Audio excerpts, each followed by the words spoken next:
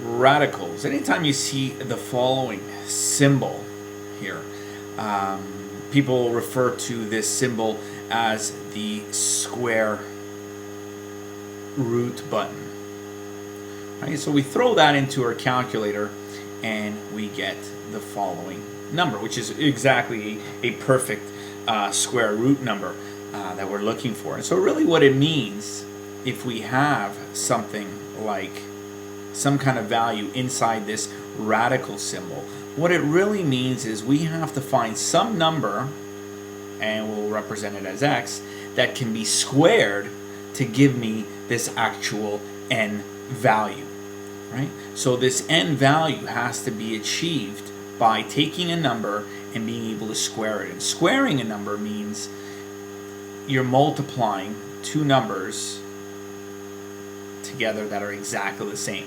So if we look at this number here, square root of 9 is equal to 3, right? We take this 3 now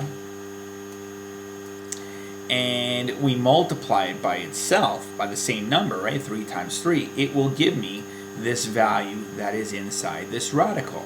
Or another way of writing 3 times 3 is 3 squared. And 3 squared is equal to 9. So squaring a number is the reverse function of finding the square root of a number, which is considered a radical. Now, whenever we have a value such as square root of 9 is equal to 3, well, technically, as we have here this 3 times 3, another thing to keep in mind is, well, 3 times 3 will give me 9, but also negative 3 times negative 3 will also give me 9. So in other words, the square root of a number can have either two positive values multiplied together or even two negative values that are multiplied together. Now let's look at the following values here. So find the square root of 9. So if you throw this into the calculator, square root of 9 is equal to 4. So one way to go backwards is, well, find the square of 4, right?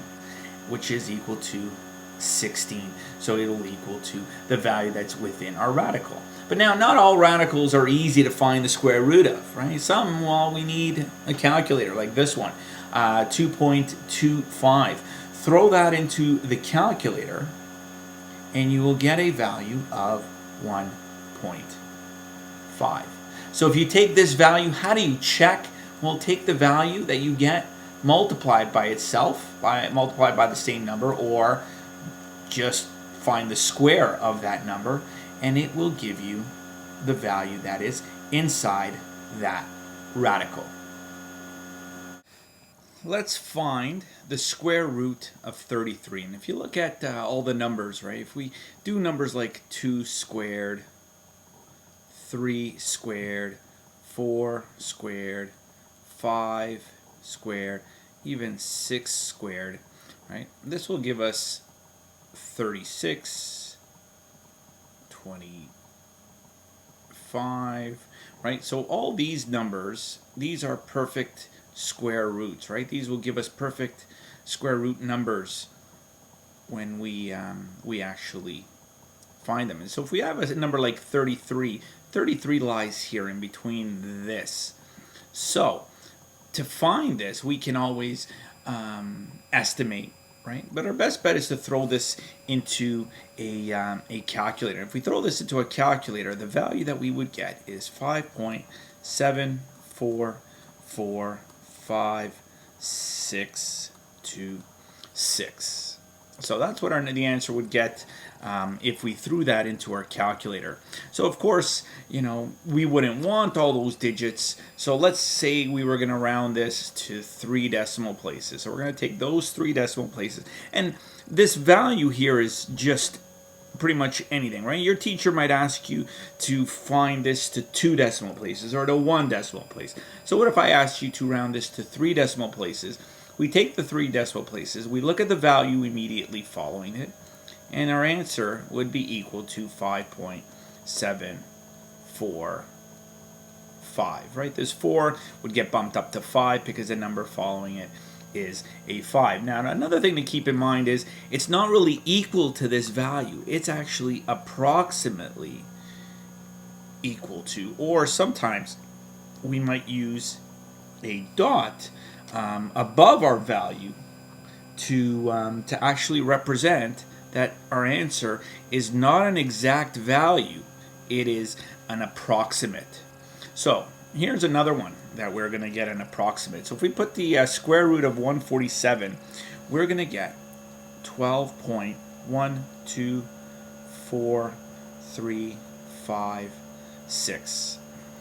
So let's say for this example, I'm going to ask for 2 decimal places to round this. So what we're going to do, so this is an exact value equals 12 point, right? But if we want to 2 decimal places, we're going to take our 2 decimal places. We're going to look at the number immediately following it. And this 4 is not going to change this 2. So in other words, this is approximately equal to 12.12. So notice the symbol for an approximate answer where it's not exactly exact. So you're going to have these values whenever you're trying to calculate square roots. However, both of these values or both of these square roots are considered rational numbers. We're going to talk about rational numbers in a future video. Find the following. So one thing that's different with this is the following here. We've got a 3 in there, but typically what we've always seen just the square root and the number. Technically, the number here, when there's nothing shown, is really a 2, because really we're trying to find the square root. But here, because we have a 3, this means that we are trying to find something called the cube root. So in other words, what we're trying to do is find some kind of value of x that can be cubed that will give me this inside value of 125. So again, your best bet is to use a calculator, and if you look in your calculator, you may find a button that will actually have cube root. Sometimes your calculator may show you something like this, x, right, and a y, which means you have to type into the calculator this button and then type in this button after pressing the button of this value. So we find the cube root value, and the cube root value is equal to 5. So remember how we were talking about, let's say if we were trying to find the square root of 25, that the square root could either be 5 squared or negative 5 squared. When we're finding the cube root, it has to be either positive, or as we're going to see with this example, it has to be only negative. Because if we did this with a negative value, so let me delete some of this, let me erase some of this, right? So let's say we had this, right? So really this x being to the 3, right? This 5 to the power of 3 is going to give me 125, which means it's 5 times 5 times 5 will give me 125. However, if I was to put these as negatives, negative 5 times negative 5 times negative 5, my value will give me negative 125, because we have negative, negative, right? So we have an odd number of negatives being multiplied together. So an odd number of negatives will give me a negative value. So we know that this cannot work. But now we mentioned earlier on that we couldn't find the square root of negative, but you can find a cube root, right? You can find a cube root of a negative, and it pretty much goes with the example I just kind of pointed out here. So really, what is the cube root of negative 64? And that value is actually equal to negative 4. So if we take that value of negative 4 and we cube it, right? So negative 4 times negative 4 times negative 4 will give me negative 64. So how do I know that? Well, let's take this step here. Negative 4 times a negative 4. This will give me a positive 16, right? So positive 16 times the remaining negative 4 will give me a negative 64. So your best bet will be really to throw that into your calculator to actually get the value.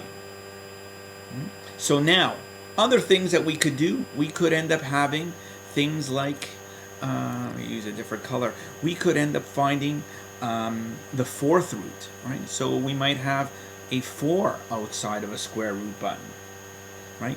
We could have a 5 outside of a radical symbol or out of our root button, right? So one key thing to keep in mind, if the root, right, is an even number, you cannot have a negative, you cannot find a negative value.